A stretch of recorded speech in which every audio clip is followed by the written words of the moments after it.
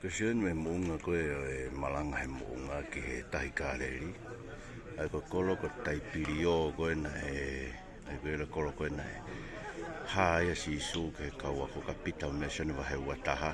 Ai na nau tau tai o po uri o aho te ke maa me pa whikau ke ri ke mata o waka.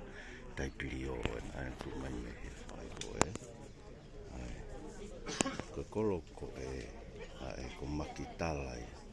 Ai kolo koe na ha mea mere mei makitala. Ai ko si o eni pa mei he mo unga koe o e malanga he mo unga. Koe laua e nau tu ai ngoi siaili koe nei lalo koe. Ko funga mo unga e ni o motua e tu o mahino ai.